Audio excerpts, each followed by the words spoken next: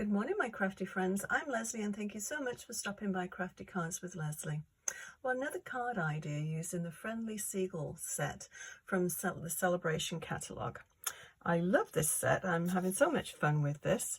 And this is the Sale-A-Bration catalogue here. And yeah, it runs until February the 28th. And when you spend $75 with Stampin Up, you can actually choose a free gift. And this is what I chose. I really like, as I said, I really like this set. It's a fun one. I saw an idea very similar to this on Pinterest, and I used that as a jumping off point. And yeah, so let's just go ahead and make this card. It doesn't come with any dies, but as you can see with this one, I fussy cut it. I stamped it and I'll go through all that anyway. But so it sort of pops it up. So it's not too flat, but anyway, enough chatter, and let's go and make this card. I'll pop that there. Hopefully you can still see it. Bring all my little supplies over to my little table. Now I have these cut out because they are a little bit fiddly, and I have them colored, and these are the colors that I actually used for this. These are the Smoky Slate, and the light and the dark, and then the light Daffodil Delight, easy for me to say, which I use for just the beak and the little French fries. So I also used distressed inks this time. My original intention was, the reason I used the distressed inks was that I was going to do some water splatters on the back of this, but the surface is quite small, so I thought it wouldn't be really worth doing that. So, but I'll continue and use the distressed inks, and let's go ahead and do this. So I'll tell you the dimensions of the mats. The cards are regular 4 1/4 by 5 1/2. And the first mat is the Coastal Cabana, which is 5 3/8 by 4 1/8. And then this one is the white cardstock, is 5 1/4 by 4. So let's go and stick these ones together, and then we can move these out of the way. And I'm just using tape runner, but whatever it is that you like to use. So just a little, it's about 1/8 of an inch all the way around. Okay, so well, actually we may as well just stick it down to the card as well. And that's all done. Not a very long card actually to make this one. Just a few different little steps. And that will give us another 1/8 of an inch all the way around. Is that straight? No.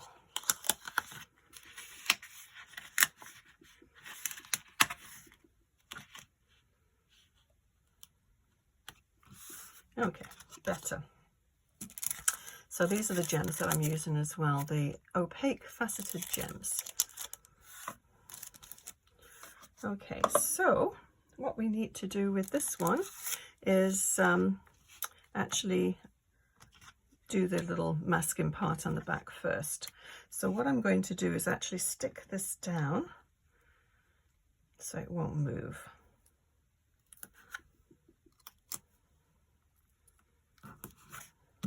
Oops. So I'm going to start from each side, and then we'll meet in the middle. Excuse me. Okay, so we need to figure out where we want this. And I'm just going to, don't want to take it too far over, but I'm going to use my grid lines on my mat to try and line it up. So I've got it on this line. I'm going to go about 3 down. So 1, 2, 3. And we'll just go 1 over. Okay, so 3 down and 1 over. And let's just pop that one down here. So we'll do the same on the other side then. Okay, so I have, let me move a few things out of the way. The little seagulls can go up there.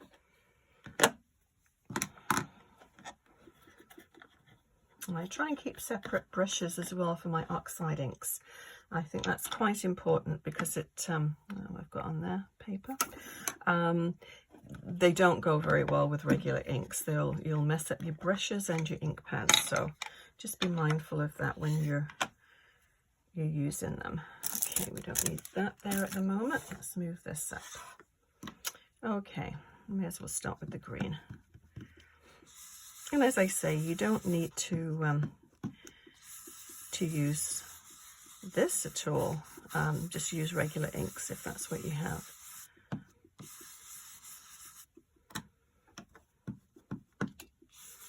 These are getting quite old and dry, I think. But they still work. They still serve a purpose. Now we'll just blend them together. Okay, so 3 down. Let's move this up here a little bit.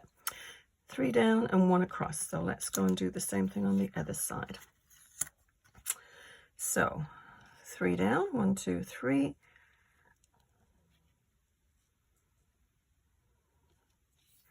And 1 across. Okay, so that should be, yeah, that's good.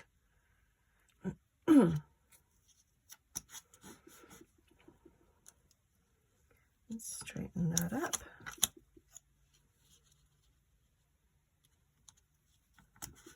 Okay, so do the green again. I will tell you the name of these 2 inks. But I do like to encourage you to use what you have too. The actual a brown tone, a sandy colour would work well on the bottom too, represent the sand. I just like these 2 colours together. And I do like these seagulls.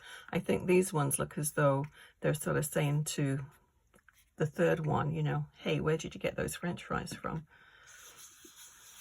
Because they're notorious for pinching food. Okay, so that's all we need to do there. So I'm just going to try and center this one. So a little bit on both sides. Now you can do larger circles as well, and I will tell you the size of this circle when I've finished this.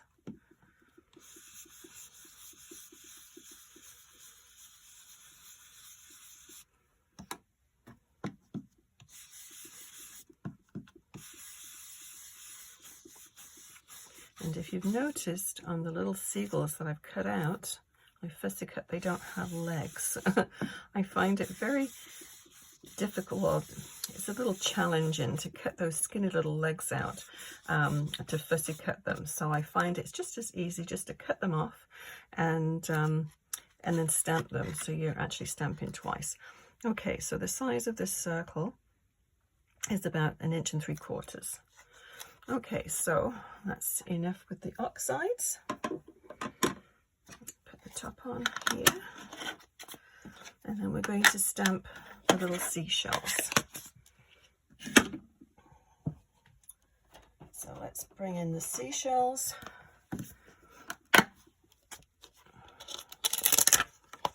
And where are they? Yeah, those are the ones. And I'm going to stamp the seashells, and I've got this espresso ink, which is it's very close to Early Espresso by Stampin' Up.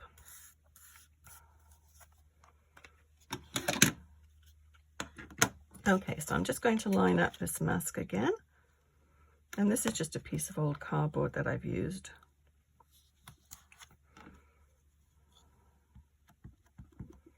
And we're just going to stamp twice in each circle. Just rotate it slightly. And on to the next one.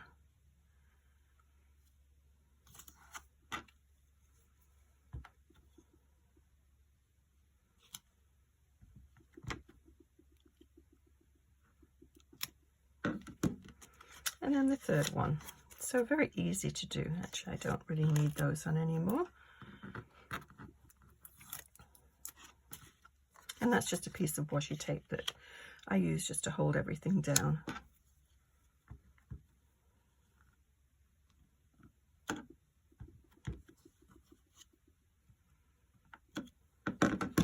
Okay, so that stamping is done. So very easy. Okay, the next stamping that we'll use is, I'll bring over my Memento ink. I'll just get that quick wipe off. And we'll stamp the seagulls. As I said, we only really need to have the actual the feet for these, but I'm going to stamp the whole thing. So I had that one in the middle.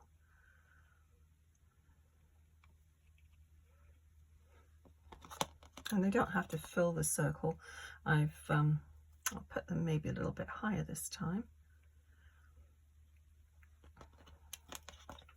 As I said before, I never make two cards that are identical, so you can mix them up, although I do like the seagulls in that order, just because they look as though they're squawking to the third one. Okay, so hopefully I'm going to pick all these up at once and stamp them all at once. Okay, pretty close.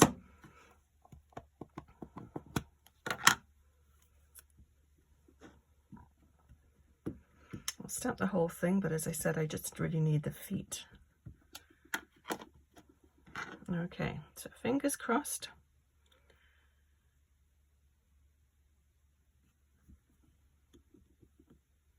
Just hold it down for a second. There we go. So I'll give that a quick wipe off.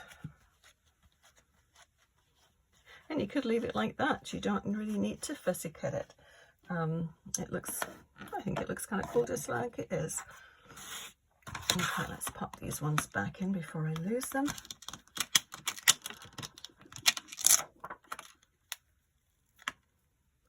That's the seagulls all done. And of course you could use these to decorate your envelope as well.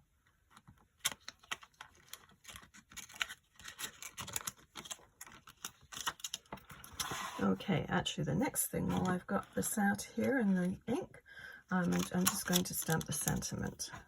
And we need to do the seagulls as well, the flying seagulls. So put that one up there. And the sentiment I'm going to put down in the lower right hand corner. About there. Now I could use my stamping platform, but fingers crossed. I'm always chicken when it comes to stamping sentiments when the card's just about finished. But we can always change it up if we need to. Just try it on this post-it, make sure it's stamping okay. Yeah, that's fine. So now we just got to get it straight.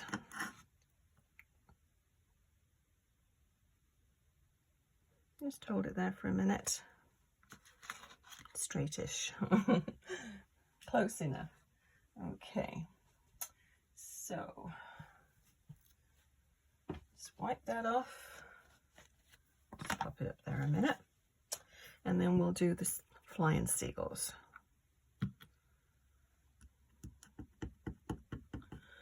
We'll try that again. Yep, that's good. And that's going to go just above here. Okay, so let us get these seagulls mounted and 3D'd. Just pop them in place. Okay, so what I'm going to do with these ones, because I don't want the bottom part to sort of stick up, because it'll look as though it's been severed from its legs. So what I'm going to do is put a little bit of tape, just tape runner on the bottom. Make sure nothing's sticking out there. And then on the top, I'm going to put the 3D dimensionals.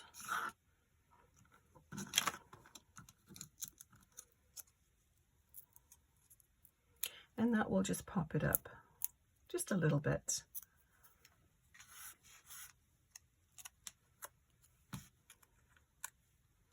Okay, so line it back up. There we go. See, it does make, I think it makes a difference. You know, they look very flat, and it is nice to have them pop it up a little bit. But you might be a lot better than I am at fussy cutting, but I just find it really difficult to cut those little legs out. Now, do we have any more? Yeah, we've got one over here. I'll start cutting these up, I think. I think we've got one down in the corner.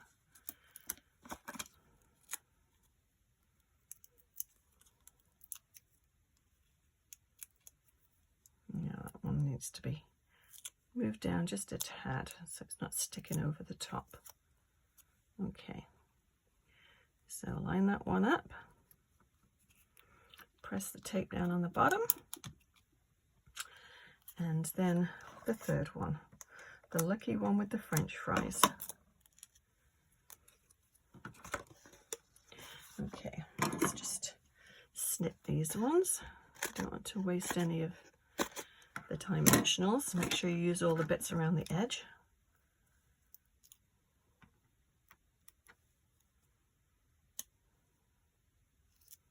Just need a little bit ahead.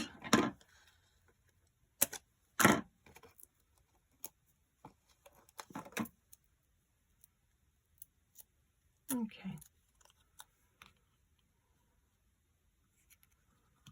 There we go. So what I have here are I showed you before, the opaque faceted gems.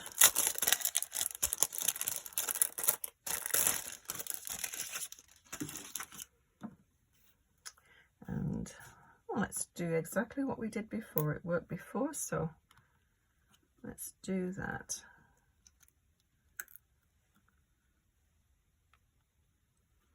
And then just one up on the top.